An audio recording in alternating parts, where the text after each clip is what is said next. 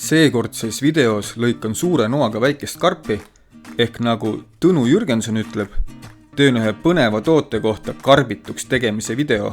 Tekitan lauale korraliku juhtmepusa, et mõõta erinevaid olulisi akuomadusi. Külmetan miinuskraadide lõues, et mõõta teisi omadusi ja satun ka mõne takistuse otsa, aga leian ka neile lahenduse. Kui arvad, et seda videot sul vaadata mõtet ei ole, siis võid minna juba akut soetama ja kui kasutad video all olevat linki ja sooduskoodi ARVIDRJET, siis saad aku transpordi tasuta Eestisse tellida ka väikese soodustusega. Aga kui arvad, et videos võib midagi sullegi leiduda, siis hakkame aga pihta.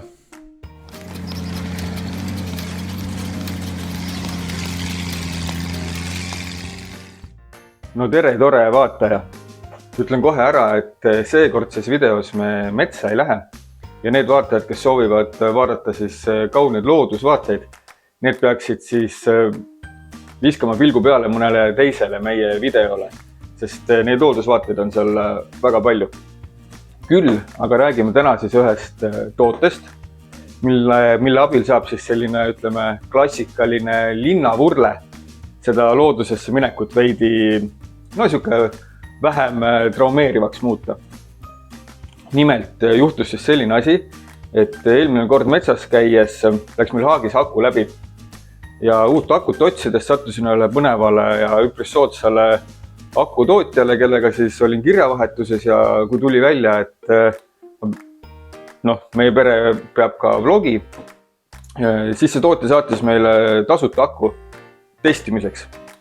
Ja ütlen ka kohe ära selle, et arvustuse tegemisel see kuidagi seda arvustuse kulgu ega tulemust ei mõjuta, seda enam, et ma plaanin teha siin erinevaid teste ja nendel testidel on kõigil numbrilised väärtused. Ehk siis minu arvamus ei muuda seda numbrit mitte mingit pidi. Sel ajal, kui ma kasti lahti lõikan, räägin siis lühidalt konkreetsest akust ja liitiumakudest ka üldiselt.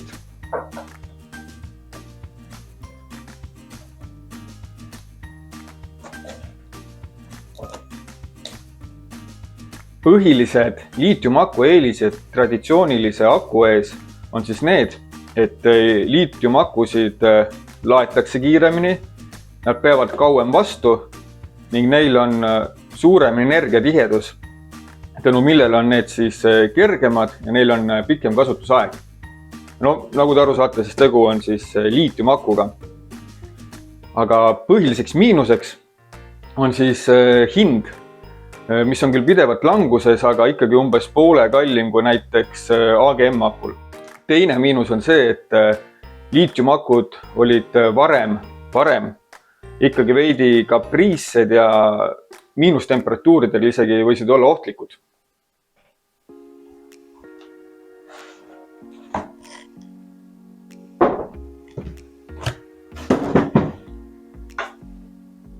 Tänapäevastel liitiumraudfosfaat akudel ehk siis Life PO4 akudel on kõigil peal oma BMS ehk siis aku haldussüsteem, mis hoolitseb siis selle eest, et aku laadimine oleks võimalikult optimaalne ja samas ka ohutu.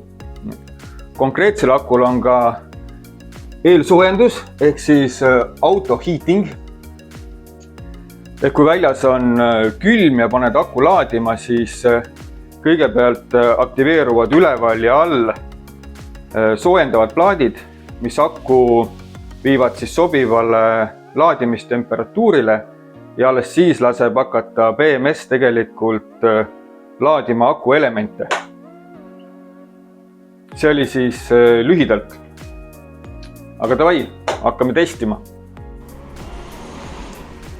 No nii. Esimeseks katseks oleme tulnud siia Hiiule, kus asub Street Moto pood. Põhiliselt tegelevad nad küll kaherattaliste tsiklitega, aga mis muud on Arvi kui ka üks kaherattaline liiklusvahend. Aga põhiline eelis, mis siin on siis see, et neil on oma koolitusklass ja sinna koolitusklassi siis suuna võtangi sest seal on olemas kõik vajalik selleks, et akuga mingeid katseid läbi viia ja neil on ka vahendid ja pädevus selleks. Nagu ütlesin, siis liitiumakusid peaks täislaadida saama oluliselt kiiremini kui tavaakusid. Kahjuks minu isiklik Victroni laadija surub laadida maksimaalselt vaid 10 ampriga, aga sõber laenas oma laadjat, mis võib isegi 40-ga. Laadides oligi seadme tabloolt näha, et enamus ajast laeti akut 40 ampriga ning kuna tegu on 100 ampertunnise akuga, siis lihtne arvutus näitab, et selle saab täislaadida vaid 2,5 tunniga. Kui aku oli täis, siis järgmisena tahtsime testida, kas tootel märgitud 100 ampertundi on ka reaalsed. Ühendasime aku järele inverteri, mille külge omakorda autokülmiku, hõõglambiga lambipirni ja GoPro ning panime kaamera tööle. Tulemuseks tuli 100,03 ampertundi ning ka täiesti viisakas tühjenemise graafik, kust on näha, et aku hoiab väga kenasti pinget. Ilmselt paljud huvitab, et milleks see aku on siin õues. Sellest saab teada siis homme hommikul, kui ma jätkan selle videoga. Ma võin öelda, et see aku jääb nüüd ööseks õue ja homme hommikul on mul plaanis seda siis laadima hakata. Hetkel on väljas -3 kraadi ja öösel peaks -10 kanti see temperatuur jääma. Saab siis näha, kuidas laadimine õnnestub homme. No nii, teine test. Paljud teist ilmselt mõtlevad, et mis värk on, mis me siin õues teeme. Liitiumakudega on see teema, et paljud kardavad, et õues -kraadidel laadides võivad nad olla ohtlikud. Põhimõtteliselt on selline termin nagu lithium plating, mis siis tähendab seda, ma ei ole küll keemik ega füüsik, põhimõtteliselt on siis seotud ioonide liikumisega ja sellega, et see efekti tulemusel siis võib aku mahtuvust drastiliselt väheneda ja aku võib muutuda ohtlikuks. Aga konkreetsel akul on auto heating elemendid sees, ehk siis soojendavad plaadid üleval ja all. Ehk BMS peaks kohe aru saama, kui aku -kraadidel kõigepealt rakenduvad need auto heating plaadid, mis hakkavad siis akut soojendama ja aku laadimine algab siis. Hetkel on väljas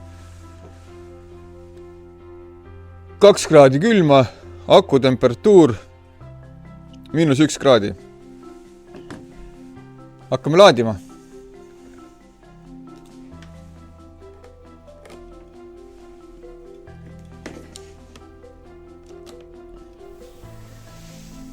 Kui laadida liitiumakut, siis tuleks seda kindlasti teha akulaadjaga, millel on liitiumi funktsioon ka olemas. Et tulemus oleks võrreldav, valisin laadjal automaatse laadimise seadistuse, sest see oli valitud ka toas laadides.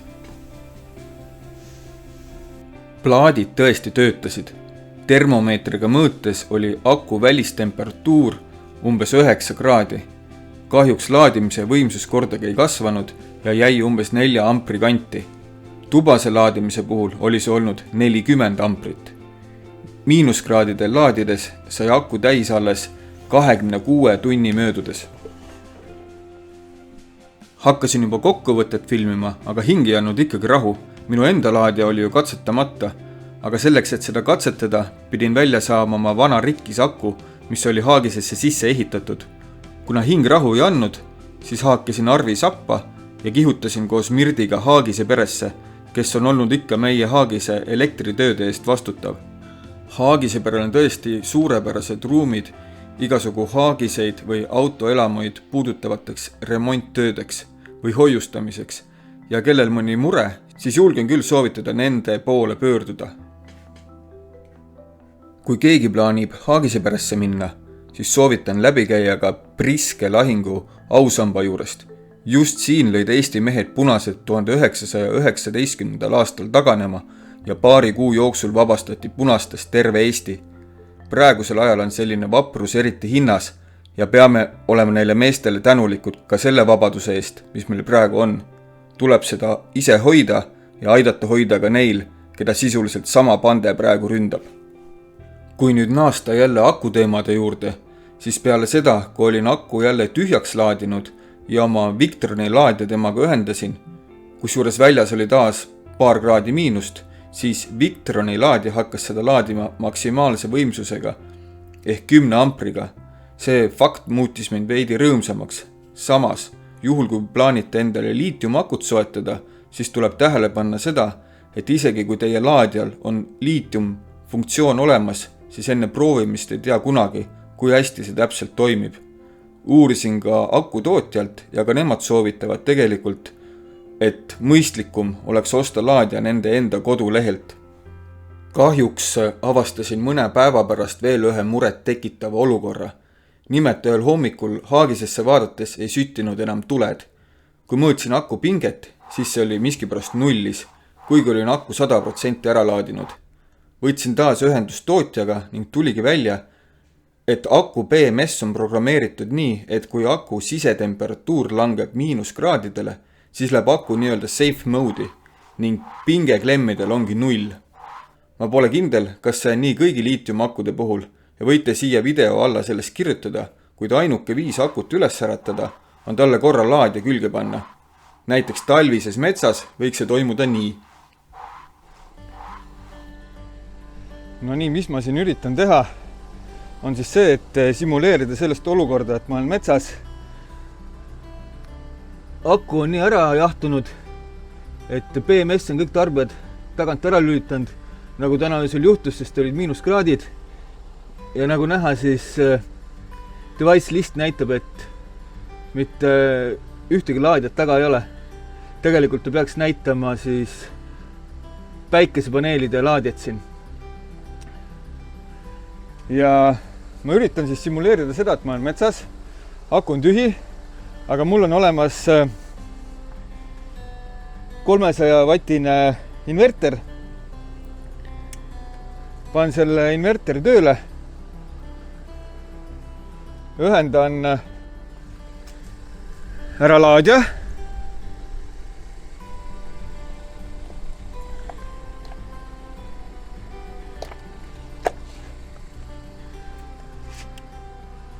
Ja nüüd peaks juhtuma see, nägid, ilmus kohe siis 220 laadija siia.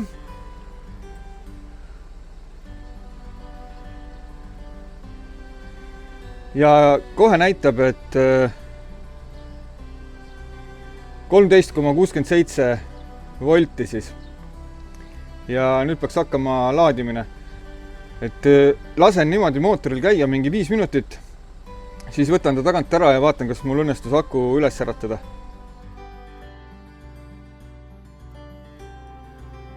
Ja tõepoolest, peale seda, kui olin mõnda aega laadinud ja ka päikesekontrollerile restardi teinud, siis ilmus ta uuesti nähtavale.